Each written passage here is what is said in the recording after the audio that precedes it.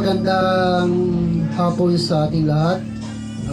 Tayo po ay magsisimula na po sa ating pong gawain, sa ating pong panambahan sa lugar po ito. Marami man tayo o kaunti, ay kami po ay naganyaya po sa inyo na dumalo po tayo sa gawain ng Panginoon sa lugar po ito. Tuwing linggo po ito, 2 o'clock po ng hapon. Kaya kayo po ay aming inanyayahan na dumalo po tayo habang tayo po ay buhay pa dito sa mundong ito, ay magkaroon po tayo ng panahon na paglingkuran po natin ang Diyos. Kasi baka mabigla tayo umalis sa mundong ito na hindi tayo nagkaroon ng panahon na paglingkuran ng Diyos. Dahil haharap tayo sa hukuman ng Panginoon. Kaya hanggat buhay po tayo, ay binibigyan tayo ng pagkakataon ng Diyos na makapaglingkod po sa Kanya, papurihan Siya.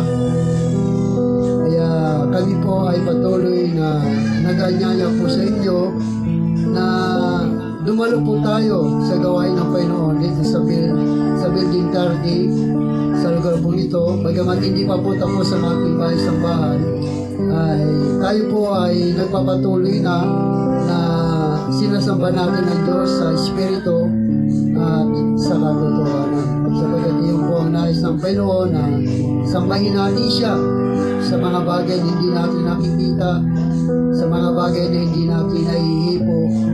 Sapagat ayaw ng Diyos na sambahin natin Siya sa mga bagay na nakikita natin at naihipo natin o kaya nakubuhat natin. Ang Diyos po ay Espiritu, kaya dapat sambahin natin Siya sa mga bagay na hindi natin nakikita.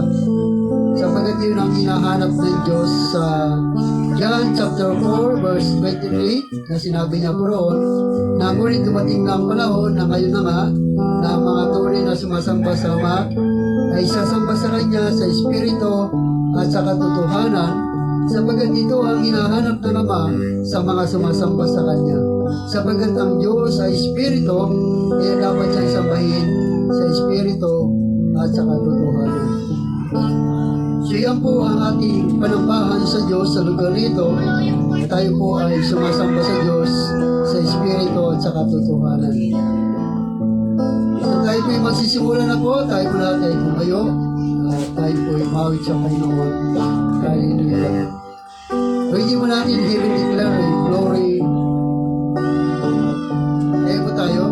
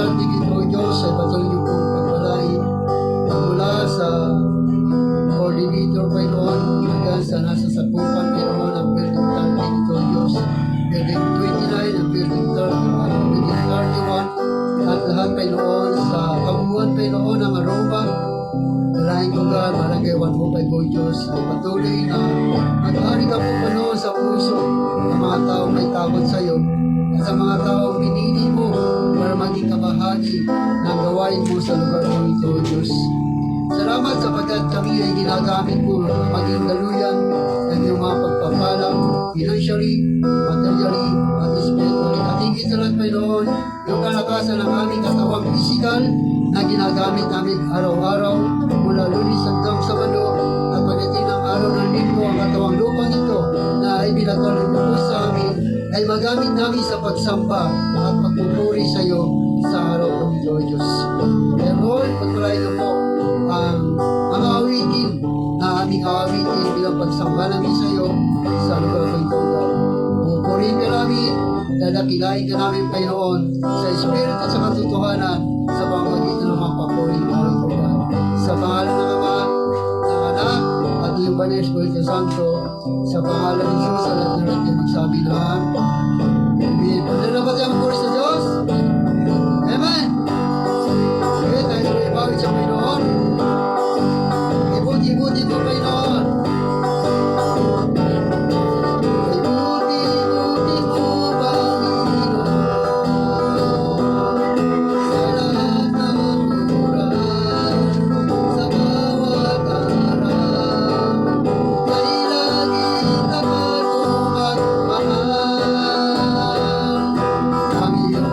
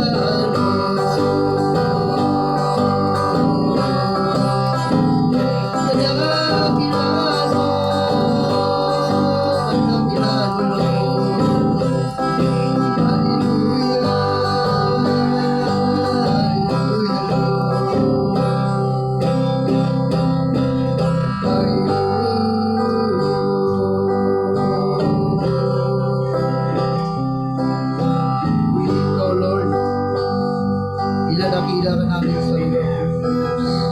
Dapat dapat kang purihin ang iyong mga anak, Panginoon, sa mga oras mo ito, Diyos. Alam ko, Panginoon, na meron kang mga anak sa lugar nito, Lord. Meron kang mga pinili sa lugar nito, Diyos, para makasama namin sa pagpupuri at pagsamba namin sa iyo, Diyos. Hindi aksidente na kami ay narito, Panginoon, sapagkat meron kang layunin. Meron kang mga taong ililigtas sa apoy ng impyerno, Panginoon. At dadalhin mo sila sa buhay na walang hanggan kung magkakagpuan nila, Panginoon, ang kanilang tagapagligtas, O Diyos. Patuloy ka namin nadakilayan, Panginoon, sa mga oras mo ito, Diyos. Hallelujah, Lord.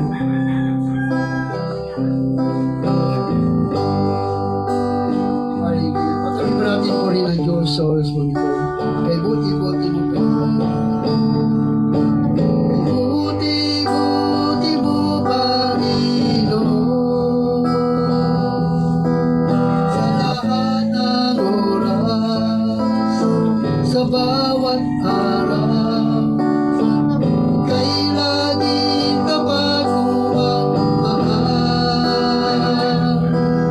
Ang iyong kamay magpasawalang hanggan. Once again. Kay buti-buti mo, Panginoon. Sa lahat ng oras, sa bawat araw, kay laging tapat kong magmahal. Ang iyong kaway magpasawalang hanggan. Pinupuri, sinasambit ka, dakilang Diyos at Panginoon. Tunay ngang ika'y walang katulad, tunay ngang ika'y di nagbabago. Kay buti ng Diyos na sa akin ay nagmamahal. Kay buti-buti mo, Panginoon. Sa lahat ng oras, sa bawat araw, ika'y laging tapat kong magmahal. Ang iyong kaway magpasawalang hanggan. Pinupuri, sinasambit ka, dakilang Diyos at Panginoon. Tunay ngang ika'y walang katulad, tunay ngang ika'y di nagbabago. Kay buti ng Diyos na sa akin ay nagmamahal. Kay buti ng Diyos na sa akin ay nagmamahal.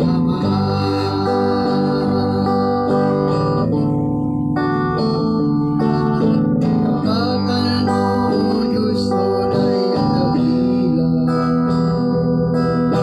Pag-ibig mo'y wagas at walang kapantay. Sa aking puso, sa aking buhay, papuri, pagsamba, iaalay. Bukas, noon, ngayon, kapailanman, luwalhatian ka. Panginoon,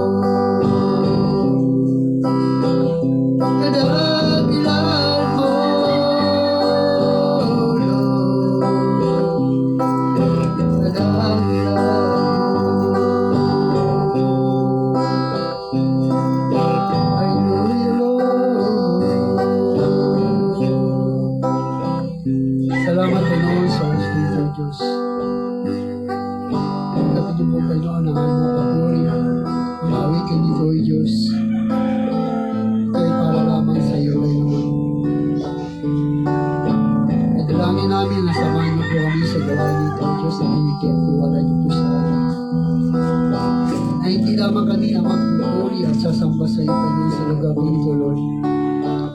Hindi marami kakilala rin ng mga kaluluwa para makasama namin sa pagpupuri at pagsamba namin sa iyo, Diyos.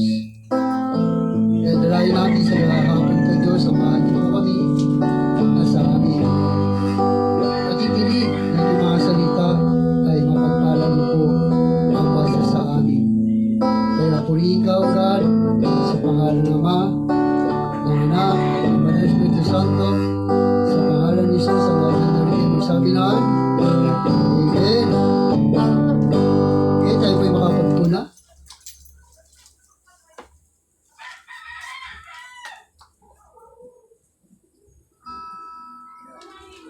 So, purihin ng Diyos sa hapong ito. Tuloy-tuloy po ang ating gawain sa Panginoon.